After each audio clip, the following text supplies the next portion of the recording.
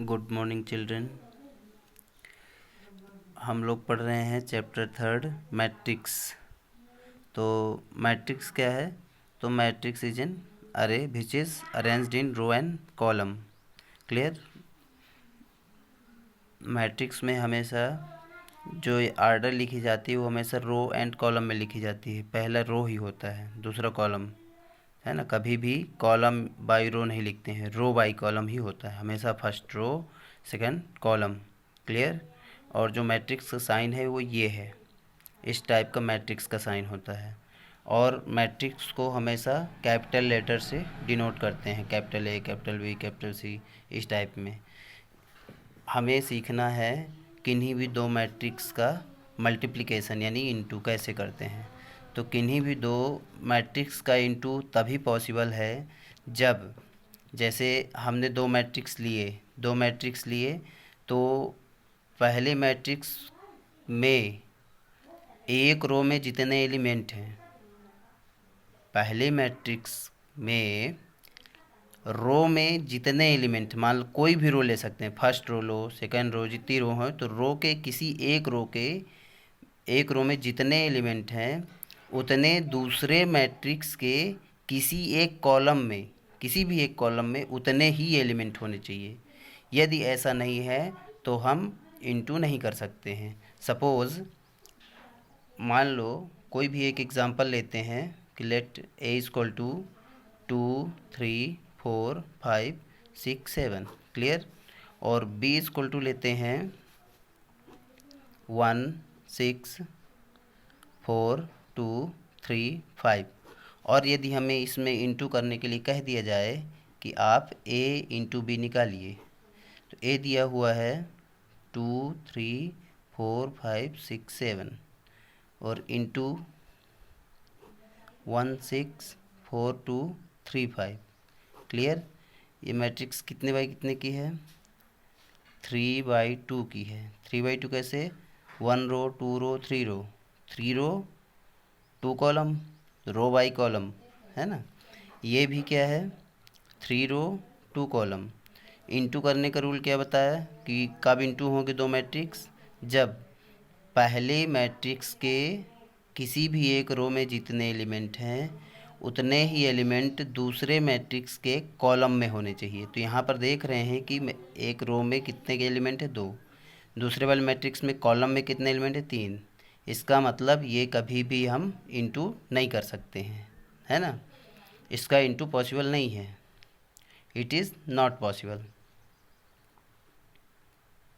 क्यों पॉसिबल नहीं है? क्योंकि इसमें एक रो में जितने एलिमेंट हैं उतने इसमें कॉलम में नहीं है, या इसमें कॉलम में जितने एलिमेंट हैं इसमें रो में नहीं है। ये ध्यान में रखना है, ठीक है। तो इनटू का किस में होता? सपोज करते हैं यदि a इक्वल टू 1 2 3 4 5 6 और b इक्वल टू सपोज करिए 6 7 8 9 है। क्लियर? अब यदि हम इनका इंटू करते a इंटू बी, ए दिया है 1 2 3 4 5 6 इंटू 6 7 8 9। अब इंटू क्यों हो जाएगा? ये जो है 3/2 की मैट्रिक्स है और ये 2/2 की मैट्रिक्स है। तो हमने बताया था इंटू मीन्स पहले मैट्रिक्स में किसी भी एक रो में जितने एलिमेंट हैं दूसरे मैट्रिक्स के कॉलम में उतने एलिमेंट होने चाहिए। तो यहाँ पे देख सकते हैं कि रो में 1 2 एलिमेंट है, कॉलम में 2 एलिमेंट है। ठीक है, ये हो गया पॉसिबल, मतलब इसका हम इंटू कर सकते हैं। अब इंटू कैसे करते हैं, है ना, ये जानना है। तो इंटू हमेशा, जैसे ये कितने का 3/2 की थी, ये 2/2 का था, तो पहले की क्या देखते हैं बताए थे? रो। दूसरे की क्या देखते हैं? कॉलम। यानी ये रो हो गई और ये कॉलम हो गई। तो जो अपना आंसर आएगा वो बनेगा 3/2 का। ये जो इसका ये रहता है वो कट जाता है, ये कट जाता है, ठीक है। तो आंसर जो आएगा वो 3/2 में आएगा। क्लियर? जो आंसर इन किन्हीं भी दो मैट्रिक्स का जब इंटू करते हैं तो पहले के रो को लेते हैं दूसरे के कॉलम, तो यही अपना आर्डर कहला जाती है उस मल्टीप्लिकेशन मैट्रिक्स की। तो देखो इनटू कैसे करते हैं। ये क्या है, first row first column, first row first column मतलब A11, यहाँ पे A11 आएगा। A11 निकालने के लिए first row first column, corresponding to corresponding into, बीच में प्लस, जैसे 1 6 तो 1 इंटू 6, बीच में प्लस, फिर 2 इंटू 8, 2 इंटू 8। अभी समझ में नहीं आएगा, थोड़ा समझिएगा। फर्स्ट रो फर्स्ट कॉलम ये कहलाता है A11। तो ऐसे ऐसे इंटू करना मतलब इसका करस्पॉन्डिंग इससे, इसका करस्पॉन्डिंग इससे, ठीक है। ये A11 हो गया। जो रूल है लिखने का वो ऐसे लिखा जाता है, A11 A12 ऐसे, ठीक है, A21 A22 ऐसे। तो इसका मतलब 11 का मतलब क्या है, फर्स्ट रो फर्स्ट कॉलम। 12 का मतलब क्या है, फर्स्ट रो सेकंड कॉलम। इसी तरह दिया और कोई आ जाता है A13 तो फर्स्ट रो थर्ड कॉलम, है ना। यहाँ पर A21 का मतलब सेकंड रो फर्स्ट कॉलम, 22 का मतलब सेकंड रो सेकंड कॉलम। तो यहाँ पर अभी हमने क्या लिया था, फर्स्ट रो फर्स्ट कॉलम, यानी कि अभी A11 निकला है। अब इसी तरह क्या निकालेंगे, first row second column, first row second column. तो 1 इंटू 7 प्लस 2 इंटू 9, क्लियर। फिर सेकंड रो फर्स्ट कॉलम, तो ये है सेकंड रो फर्स्ट कॉलम, तो सेकंड रो फर्स्ट कॉलम तो 3 इंटू 6, 3 इंटू 6 प्लस 4 इंटू 8। अब सेकंड रो सेकंड कॉलम तो 3 into 7 plus 4 into 9।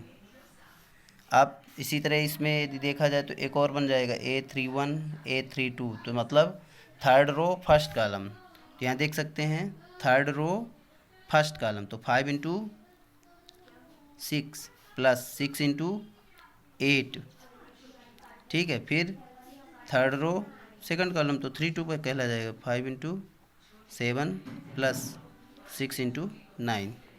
तो आंसर आ जाएगा 6 1 = 6 प्लस 8 2 = 16, 7 = 7, 9 2 = 18, 3 6 = 18, 4 8 = 32, 7 3 = 21, 4 9 = 36, 6 5 = 30, 6 8 = 48, 5 7 = 35, 6 9 = 54।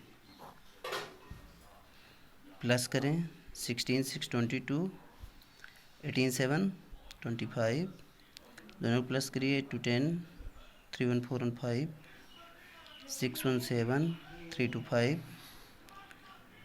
40 30 70 78 और 5 4 9 3 5 8, ये है आंसर। इसी तरह आप लोग कुछ एग्जाम्पल लेके करिएगा। और यहाँ हमेशा याद रखिएगा कि जो नोट है वो A B कभी भी BA के बराबर नहीं होता है, यानी जो A इंटू B करने पे आएगा वो B इंटू A करने पे नहीं आएगा। क्लियर।